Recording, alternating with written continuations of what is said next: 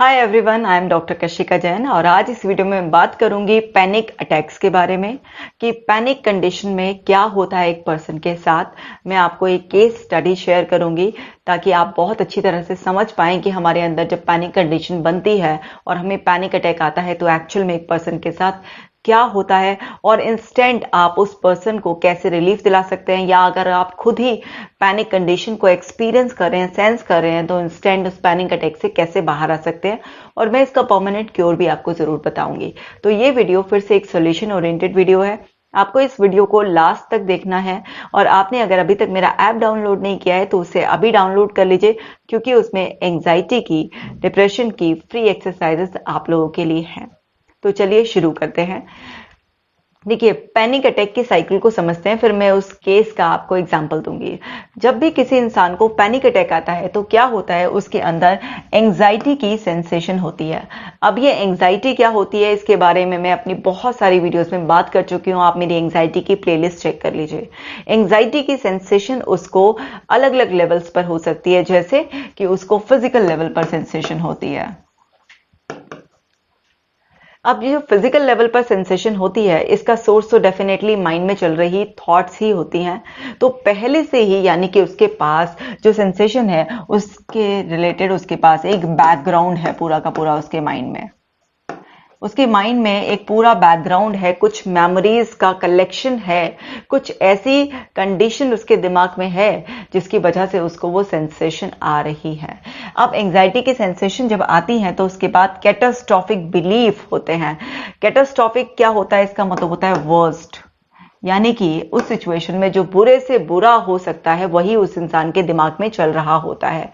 कि अगर उसको सपोज कीजिए उसकी हार्ट बीट बढ़ी हुई है, उसको चेस्ट में कुछ हो रहा है, तो उसको सीधा ये लग रहा है कि मेरे को हार्ट अटैक आएगा। अब उसके और भी रीजन हो सकते हैं, वो उसे समझ में नहीं आ रहे हैं। एकदम माइंड कैटास्ट्रॉफिक वर्स्ट मीनिंग निकाल रहा है।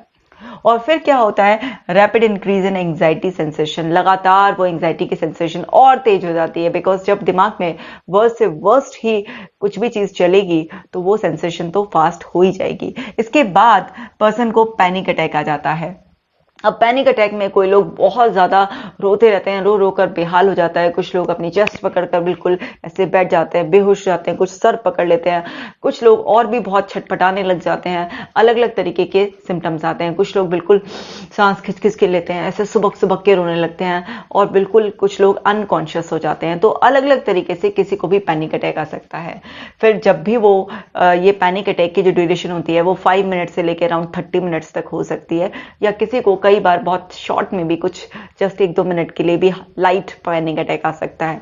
लेकिन नॉर्मल एक ड्यूरेशन ऐसी देखिए कि 5 मिनट से लेकर 30 मिनट्स तक पैनिक अटैक का असर रहता है। सो उसके बाद क्या होता है, जब वो वापस से नॉर्मल होते हैं तो दोबारा से उनको चिंता हो जाती है कि कहीं मुझे कोई दूसरा पैनिक अटैक ना आ जाए। अब ये सब ऐसे ही चलता रहता है, ऐसे ही घूमता रहता है, क्योंकि कोई भी पर्सन अब पैनिक अटैक का जो सोर्स है उस पर काम नहीं कर पाता है। तो जैसे अब इतनी खराब कंडीशन हो गई है तो घर वाले डॉक्टर को दिखाते हैं, मेडिसिन लेते हैं, रिलीफ मिलता है उससे, लेकिन वो सब क्या होता है, टेम्परेरी होता है। परमानेंट के लिए आपको बैकग्राउंड पर, यानी कि जो दिमाग में स्टोर्ड पास्ट कुछ भी एक्सपीरियंसेस हैं, या प्रेजेंट की कुछ कंडीशन है, या फ्यूचर को लेकर अगर कुछ भी आपके दिमाग में बहुत एंग्शियस चल रहा है जिसका मीनिंग आपका दिमाग सही नहीं निकाल रहा है, तो उसकी वजह से इस तरीके की पैनिक कंडीशन हो सकती है। अगर किसी को किसी चीज से डर लगता है, सपोज उसे किसी भी तरीके का फोबिया है, उसे किसी जानवर से डर लगता है, उसे लिफ्ट में जाने से डर लगता है, वहां पर भी उसे पैनिक अटैक आ सकता है।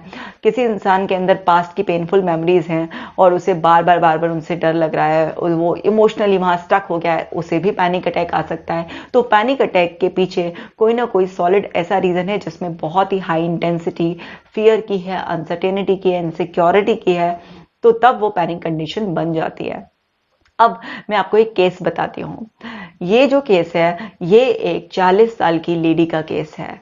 अब वो जो 40 साल की लेडी है उसको पैनिक अटैक आ रहे थे और 4-5 पैनिक अटैक आ चुके थे। उसको ये लग रहा था कि इस बार जब उसका पैनिक अटैक आएगा तो शायद वो नहीं बचेगी, क्योंकि जब पैनिक अटैक आता है तो वो इतना सीवियर सिम्टम्स के साथ आता है, कई बार ऐसा लगता है इंसान को कि जैसे हार्ट अटैक ही आने वाला है, उसकी जान निकलने वाली है। तो जब मेरे पास ये केस आया, मैंने उनसे बात करी, तो पता चला कि उस लेडी की लाइफ में बहुत सारे ऐसे इवेंट्स हो चुके थे जिसकी वजह से वो बहुत ज़्यादा परेशान थी। जैसे जब वो 7 साल की थी तो उसी के एक रिलेटिव ने उसके साथ सेक्सुअल अब्यूज़ का केस किया। वो उनके घर आते थे और एक दिन नहीं, कई दिनों तक लगातार वो उस बच्ची को अनप्लेजेंट टच देते रहे। वो डर के मारे किसी से नहीं बता पाई। तो ये उसके लिए सबसे पहली पेनफुल मेमोरी थी। जैसे जैसे वो बड़ी हुई, अपने स्कूल्स में भी वो लड़कों से फ्रेंडशिप करने में डरती थी, घबराती थी और वो बात भी नहीं कर पाती थी। खैर जैसे तैसे और बड़ी हुई तो फिर वो जब अपना कॉलेज में थी तो वहाँ पर उसको एक लड़का थोड़ा ठीक लगता था, लेकिन वो अपनी कुछ पास की मेमोरीज, वही जो उसके अंदर फ्लैशबैक्स आती रहती थी, उसकी वजह से वो कंफर्टेबल नहीं फील कर पाती थी। तो अपनी फीलिंग्स कह ही नहीं पाती थी। जब कह नहीं पाती थी तो फिर सामने वाले को कैसे पता चलेगा। लेकिन एक दिन हिम्मत करके उसने कहा और उसे पता चला कि वो लड़का तो उसे पसंद ही नहीं करता है। उसे वहां से रिजेक्शन मिल गया तो वो और ज्यादा परेशान हो गई, डिप्रेस हो गई। फिर जब उसने मुझे बताया कि ऐसा चलता रहा उसके साथ, वो अपने इमोशंस किसी को नहीं कह पाती थी, तो मैंने उनसे पूछा कि इस 2 घटनाओं के अलावा और भी कुछ आपके अंदर पड़ा हुआ है। तो उसने बोला हाँ, मेरे घर में मम्मी पापा के बीच में छोटी छोटी बातों को लेकर झगड़ा भी हो जाता था। वो लोग बहुत ज़्यादा ऊंची आवाज़ में बात करते थे, चिल्लाते थे और मुझे शुरू से ही बहुत डर लगता था। छोटी छोटी बातें मुझे बहुत पिंच हो जाती थी, मैं सोचती थी। और मम्मी पापा को भी कई बार पता नहीं चलता था मैं, लेकिन बहुत सारी ऐसी रातें हैं जिसमें मैं सोई नहीं हूँ डर के मारे कि मम्मी पापा के कमरे से तेज चिल्लाने की आवाज़ आ रही है और मुझे बहुत ज़्यादा डर लग रहा है। और इसी वजह से शायद मैं कभी हिम्मत ही नहीं कर पाई अपने मम्मी पापा को ये बताने की कि मेरे साथ उन अंकल ने क्या किया। तो ये सब चीज़ें उसके अंदर बहुत टाइम से चल रही थी और उसकी एक नेचर थी कि वो ज़्यादा एक्सप्रेस नहीं करती थी। उसके फ्रेंड्स भी बहुत कम थे और इस तरह से बस मन मन में वो रखती थी और परेशान होती थी। चलिए ये सारा पीरियड भी निकल गया। फिर जब वो 26 साल की थी उसकी शादी हो गई।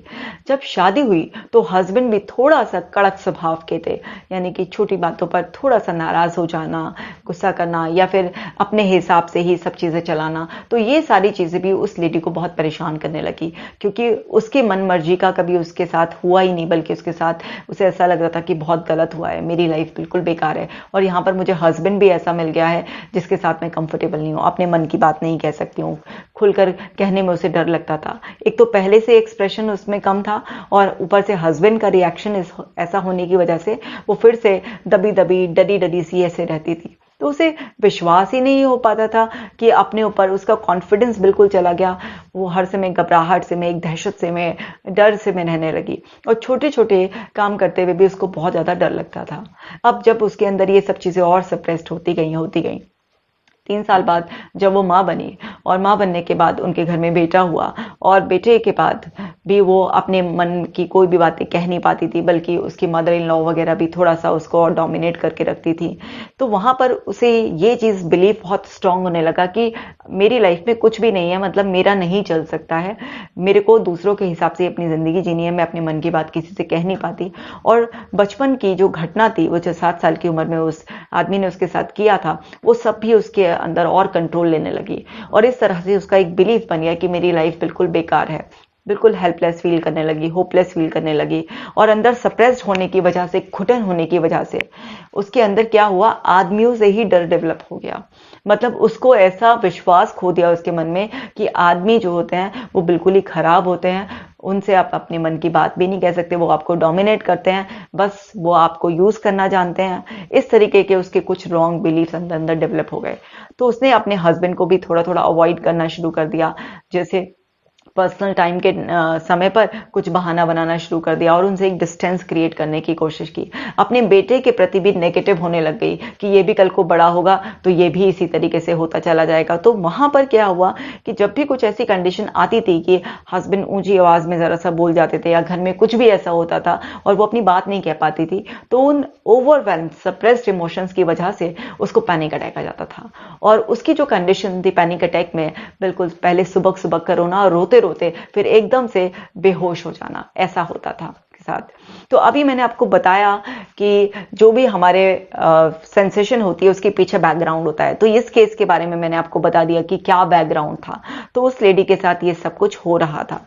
अब ऐसा 1, 2, 3, 4 बार हुआ, नहीं समझ में आ पाए, लेकिन जब लगातार ऐसा हुआ, सारी पैथोलॉजिकल फाइंडिंग्स नॉर्मल आ रही थी, सारे फिजिशियंस जिन भी डॉक्टर्स को उन्होंने कंसल्ट किया था उन्होंने बोला था कि इनको कुछ साइकोलॉजिकल प्रॉब्लम है, आप जो है ना किसी थेरेपिस्ट से, काउंसलर से मिलिए और इनकी बात कराइए, इनको वैसे कोई दिक्कत नहीं है।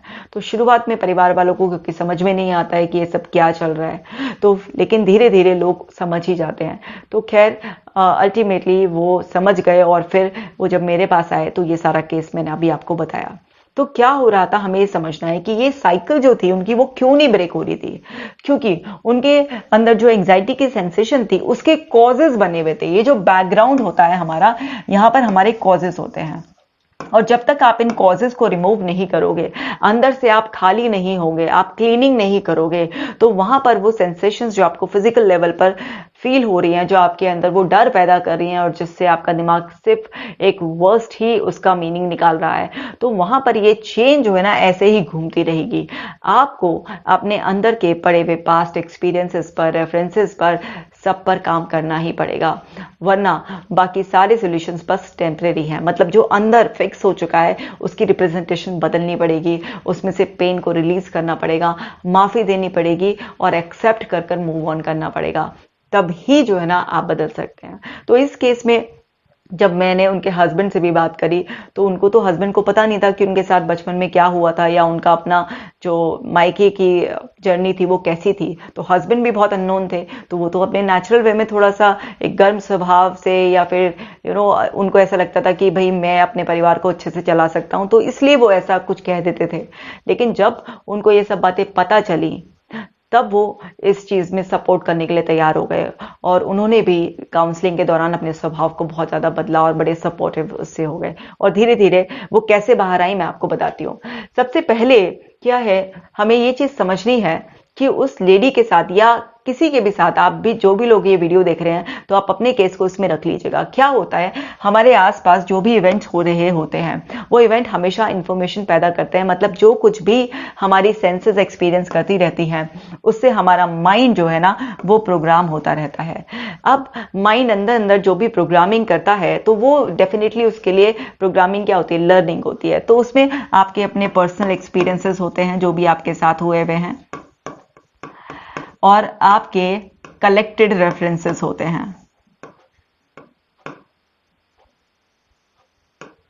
और इन सब के बेसिस पर आपका दिमाग जो है ना इंटरप्रिटेशन निकालता है।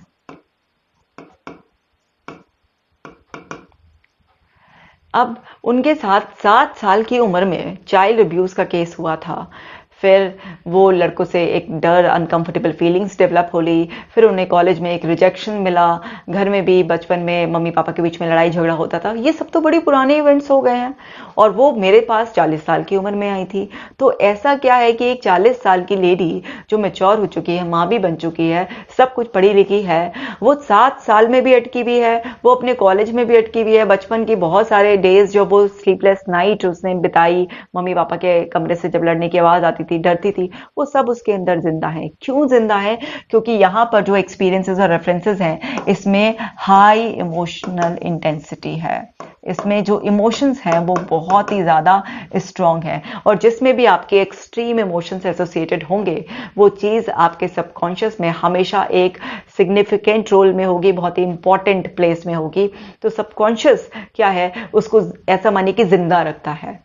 तो आपको ये सारी चीजों से अपने आप को फ्री करना पड़ेगा। मतलब आपको अपने पास्ट को गुड बाय कहना ही पड़ेगा, और गुड बाय कहने के लिए आपको अपने अंदर से उस हर्ट को रिलीज करना ही पड़ेगा। इसको रिलीज करने के लिए मैंने एक बेसिक टेक्निक, टाइमलाइन टेक्निक अपने एक वीडियो में बताई थी। आप उस वीडियो को देख लीजिएगा, और इसका हम लिंक जो है ना डिस्क्रिप्शन बॉक्स में भी डाल देंगे, आई बटन पर भी लगा देंगे। आप उस वीडियो को देख लीजिएगा कि कैसे अपने अंदर के पास्ट इमोशंस को रिलीज करें। और फिर भी मैं एक बार शॉर्ट में बता देती हूँ कि जो भी आपको पेनफुल अंदर कुछ भी पड़ा है, चाहे वो किसी बात का डर हो या कोई पास्ट के पेनफुल एक्सपीरियंसेस हो, तो आपको क्या है उसमें से इमोशंस को रिलीज करने पड़ेंगे। क्योंकि जब भी कुछ पास्ट में अंदर हमारे होता है तो उसमें क्या क्या होते हैं, उसमें हमारे इमेजेस होती हैं,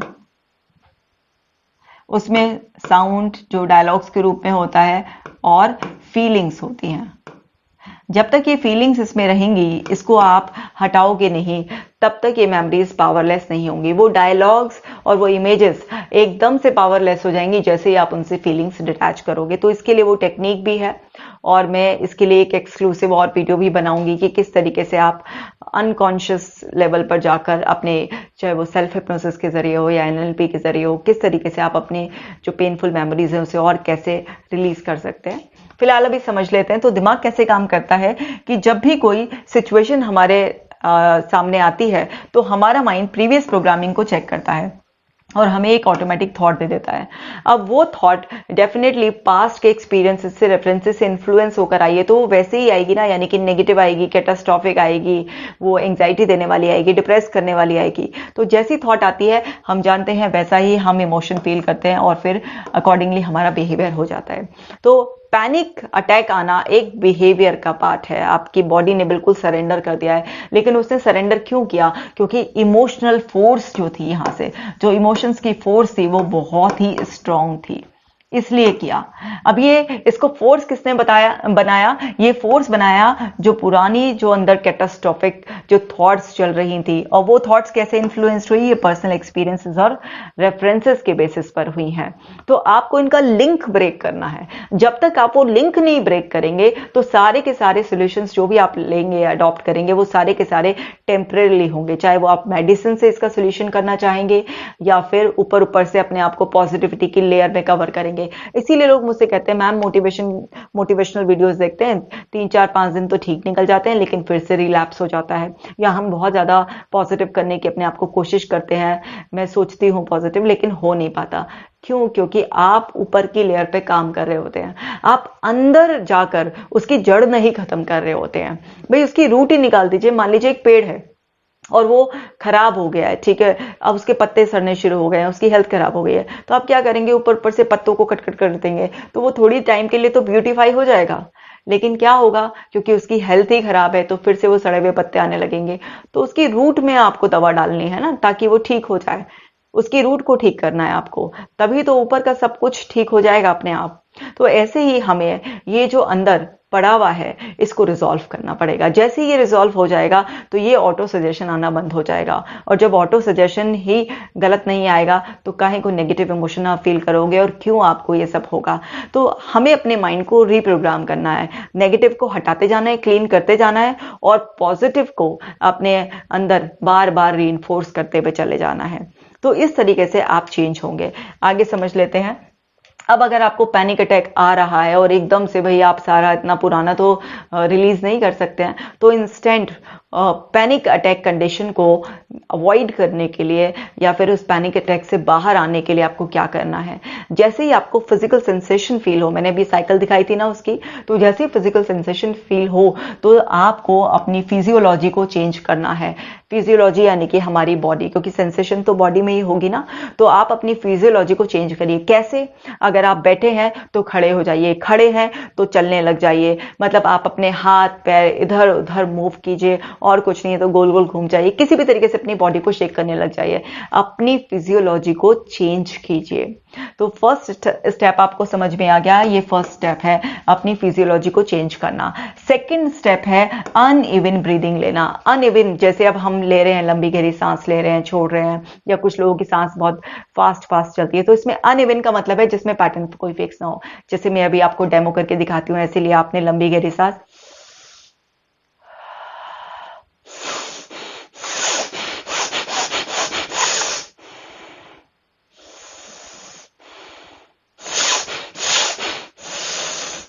मतलब एक पैटर्न फिक्स नहीं हो रहा है, कभी एकदम फास्ट ले रहे हैं, कभी आप धीमी सांसें ले रहे हैं, इस तरीके से अनइवन पैटर्न आप ले सकते हैं सांसों का। तो इससे क्या होगा? जो एक एंजाइटी का पैटर्न आपके फिजिकल सेंसेशन के रूप में आपको फील हो रहा है, वो पैटर्न वहीं पर ब्रेक हो जाएगा। हमारी सांसों का पैटर्न हमारे माइंड से कनेक्टेड है, हमारी सांस और सोच का सीधा कनेक्शन है। हम क्या है कि आपने कभी छोटे बच्चे को देखा है कि छोटा बच्चा हमेशा पेट से सांस लेता है, तो हमें कायदे में पेट से सांस लेना चाहिए, क्योंकि ये प्रकृति का नियम है। और उस नियम में भी क्या है कि जब हम सांस लें तो पेट फूले हमारा, और जब हम सांस छोड़ें तो वो पेट अंदर की ओर जाए। लेकिन एंजाइटी में, डिप्रेशन, ओसीडी या पैनिक कंडीशन, किसी भी इस तरीके की सीवियर साइकोलॉजिकल कंडीशन में ये ब्रीदिंग पैटर्न बिगड़ जाता है। तो हम इस कनेक्शन को फील करने के लिए जस्ट ऐसा भी देख सकते हैं कि जब हम खुश होते हैं, रिलैक्स होते हैं, तो हमारी ब्रीदिंग कितनी अच्छी स्लो एकदम चल रही होती है। लेकिन जब हम गुस्से में होते हैं, बहुत नेगेटिव, रेस्टलेस होते हैं, तो हमारी ब्रीदिंग भी जो है ना वो बहुत ज़्यादा फास्ट हो जाती है। तो हमें ये समझना होगा कि हमें अपनी सांसों की लय को भी ठीक कर कर अपने माइंड को ठीक कर सकते हैं। अब मैं आपको बता रही थी कि अनइवन ब्रीदिंग पैटर्न लेना है, ताकि वो जो एक ब्रीदिंग पैटर्न आपका सेट हो गया, मान लीजिए आपको सांस ऐसे आ रही है या बहुत तेजी तेजी से सांस आ रही है, आपको सांस फूलने जैसा महसूस हो रहा है, या फिर आपको सांस ही नहीं आ रही है, तो उस पैटर्न को हमें ब्रेक करना है। इसलिए हमें अनइवन ब्रीदिंग करनी है। तो ये सेकंड स्टेप हो गया। थर्ड स्टेप में हमें लुक अराउंड, चारों तरफ इस तरीके से अपनी आईज से देखना है। हमें ऊपर नीचे देखिए, ऐसे चारों तरफ, ऐसे क्लॉकवाइज एंटी क्लॉकवाइज आप देखिए, लेफ्ट देखिए, राइट देखिए। इस तरीके से आप जो है ना अपनी आंखों को चारों तरफ रोटेट कीजिए। जब भी हम अपने विजुअल सेंस से अपनी सराउंडिंग को देख लेते हैं तो वहां पर हमारा एकदम कॉन्फिडेंस बिल्टअप हो जाता है कि हम अपने सेफ जोन में हैं। इस वजह से हमें चारों तरफ देखना है। जो फोर्थ स्टेप है, उसके बाद आप जितना ज़्यादा हो सकता है पानी पी लीजिए। कम से कम आप कोशिश कीजिए कि 4-5 ग्लास पानी पी लीजिए। तो उससे क्या होगा कि आप जब पानी पिएंगे तो वो पानी की भी तो अपना एक टेम्परेचर है, जैसे कि ठंडा पानी है या नॉर्मल है या ल्यूक वार्म वाटर है, किसी भी तरीके का आप पी सकते हैं। जब आप वो पिएंगे तो आपकी बॉडी में सेंसेशन जो है ना, जो एंग्जाइटी की सेंसेशन थी, वो वाटर की सेंसेशन से रिप्लेस हो जाएगी और आप इंस्टेंटली उस पैनिक अटैक से बाहर आ जाएंगे। तो इस सिंपल से 4 स्टेप फॉलो कर कर आप अपने पैनिक अटैक की चेन को वहीं पर ब्रेक कर सकते हैं। तो फर्स्ट स्टेप, आपको फिजियोलॉजी चेंज करनी है। सेकंड स्टेप में आपको अनइवन ब्रीदिंग लेनी है। और थर्ड स्टेप में आपको क्या करना है, आपको अपने अंदर जो भी आप इमेजेस के रूप में देख रहे थे, वो सारा का सारा आपको पैटर्न ब्रेक करना है। कैसे? अपने चारों तरफ देखकर। और फोर्थ स्टेप में आपको क्या करना है, पानी पीना है बहुत ज्यादा। तो सिंपल से 4 स्टेप जो है ना अपनी फिंगर्स पर रख लीजिए। मैं दोबारा से रिवाइज करा रही हूँ क्योंकि ये बहुत इंपॉर्टेंट है और इससे बहुत सारे लोग बेनिफिटेड हैं, उनका पैनिक अटैक नहीं आता है। क्या है? फर्स्ट स्टेप में फिजियोलॉजी को चेंज करना है। सेकेंड स्टेप में हमें क्या करना है, अनइवन ब्रीदिंग। थर्ड स्टेप में look around and fourth step में हमें वाटर पीना है ताकि उसकी सेंसेशन जो है ना पैनिक अटैक वाली सेंसेशन से रिप्लेस हो जाए। तो सिंपल से 4 स्टेप में आपको एकदम से पैनिक अटैक से बाहर आकर रिलैक्स फील करेंगे, आप बहुत अच्छा फील करेंगे। ये तो हो गया इंस्टेंट रिलीफ। अब आगे समझते हैं कि भाई परमानेंट क्योर के लिए क्या क्या करना है। परमानेंट क्योर के लिए ये कुछ पावरफुल थेरेपीज हैं, जैसे cognitive behaviour therapy. Cognitive behaviour therapy में हम किसी पर्सन के कॉग्निटिव लेवल पर काम करते हैं कि किस तरीके से वो अपने थॉट पैटर्न्स को चेंज कर कर, सोच बदल कर, किस तरह से अपने इमोशंस को अपने अंदर बदल सकता है और उसके बिहेवियर पर उसका पॉजिटिव इफेक्ट कैसे आता है। तो इसकी एक पूरी ट्रेनिंग होती है। उससे सीबीटी से आप पैनिक, फोबिया से किसी से भी बाहर आ सकते हैं। ऐसे ही डायलेक्टिक बिहेवियर थेरेपी होती है। इसमें हम काम करते हैं इंटरपर्सनल स्किल्स पर, माइंडफुलनेस पर, डिस्ट्रेस टॉलरेंस स्किल्स पर। मैं यहाँ पर लिख भी देती हूँ। तो ये वाली जो थेरेपी है ये भी बहुत इंपॉर्टेंट है। इसमें हम डिस्ट्रेस टॉलरेंस पर वर्क करते हैं, माइंडफुलनेस पर वर्क करते हैं और इंटरपर्सनल स्किल्स पर वर्क करते हैं। तो इससे भी बहुत जल्दी इस तरीके के पैनिक कंडीशन से, डिप्रेसिंग कंडीशन से आप बाहर आ सकते हैं। ऐसे ही exposure and response prevention therapies, जिससे आपको डर लग रहा है अंदर अंदर, उस चीज़ को एक्सपोज कराया जाता है और उसका जो रिस्पॉन्स आता है उसे प्रिवेंट करके धीरे धीरे आपको उन कंडीशंस में नॉर्मल किया जाता है। ऐसे ही क्लिनिकल हिप्नोथेरेपी, ये जादू की तरह काम करती है कि पास की कोई भी पेनफुल मेमोरीज या किसी भी चीज़ से आपको डर लग रहा है, एकदम पैनिक कंडीशन बन रही है, तो उसमें क्लिनिकल हिप्नोथेरेपी, इसकी मेरी एक एक्सक्लूसिव वीडियो है, आप वो भी देख सकते हैं। ERP पे भी वीडियो है, आप वो भी देख सकते हैं। CBT पे बहुत सारी वीडियोस हैं, वो भी आप देख सकते हैं। इसी तरह से न्यूरो लिंग्विस्टिक प्रोग्रामिंग, ये क्या है, NLP की टेक्निक्स होती हैं जिससे आपके माइंड को रीफ्रेम किया जा सकता है। तो ये सारी पावरफुल थेरेपीज होती हैं जिससे कि हम किसी के भी माइंड को रीप्रोग्राम कर सकते हैं अगर वो चाहे तो, जबरदस्ती नहीं। और कोई भी इंसान क्यों नहीं चाहेगा ऐसा करना, वो डेफिनेटली ज़रूर ही चाहेगा ऐसा करना। ठीक है, सो इस वीडियो में मैंने आपको बताया कि किस तरीके से आप इन सारी कंडीशन से बाहर आ सकते हैं। तो देखिए, उनको तकरीबन तकरीबन 1 साल लग गया, बिकॉज उनके हस्बैंड सपोर्ट तो कर रहे थे, लेकिन जितना सपोर्ट चाहिए था उतना सपोर्ट नहीं कर पा रहे थे। और उनके साथ एक ये था कि वो लोग बाहर के लोग थे, तो वो बार बार नहीं आ सकते थे। तो हिप्नोथेरेपी में कुछ सेटिंग्स लगती हैं, तो वो उन्होंने मैक्सिमम ट्रीटमेंट अपना ऑनलाइन ही लिया, और ऑनलाइन हिप्नोथेरेपी हम करते नहीं हैं, तो इसलिए। और उनके जो वीकली सेशन होते थे स्टार्टिंग में, और फिर 10 डेज में ऐसे सेशन होते थे, तो उन्होंने अपना पूरा आराम से टाइम लिया। उन्होंने कहा मैम कोई जल्दी नहीं है, बस हम बेटर हो रहे हैं, प्रैक्टिस कर रहे हैं। तो इस वजह से उन्होंने अपना पूरा का पूरा टाइम लिया, बिकॉज उनके अंदर जो ये इतने सारे इमोशंस थे वो पूरा का पूरा स्टक कर गए थे बहुत बुरी तरीके से, टोटली डिप्रेस, इतना पैनिक अटैक आ रहे थे। और इसलिए उन्होंने बहुत ज़्यादा इस चीज़ पर ध्यान दिया, फोकस किया, लेकिन शुरुआत में हो नहीं रहा था। पुश करना पड़ता था, मोटिवेट करना पड़ता था, फैमिली को समझाना पड़ता था, फैमिली काउंसलिंग होती थी। करते करते करते करते वो दिन भी आ ही गया जब वो पूरी तरीके से ठीक हो चुकी हैं और अपनी एक हैप्पी हेल्दी लाइफ जी रही हैं।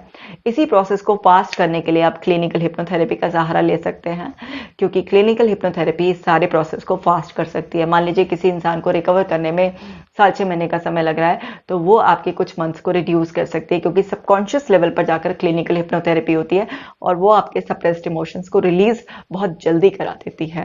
तो अब सबकी अपनी स्पीड होती है, जरूरी नहीं कि उनको 1 साल लग गया तो सभी को 1 साल लगेगा। कुछ लोग इससे 4-5 महीने में भी बाहर आ जाते हैं, कुछ लोगों को 7-8 महीने लगते हैं, और कुछ लोगों को इतना समय भी लग जाता है। तो ये डिपेंड करता है केस टू केस कि किस व्यक्ति को कितना समय लगेगा, लेकिन ठीक सभी हो जाते हैं।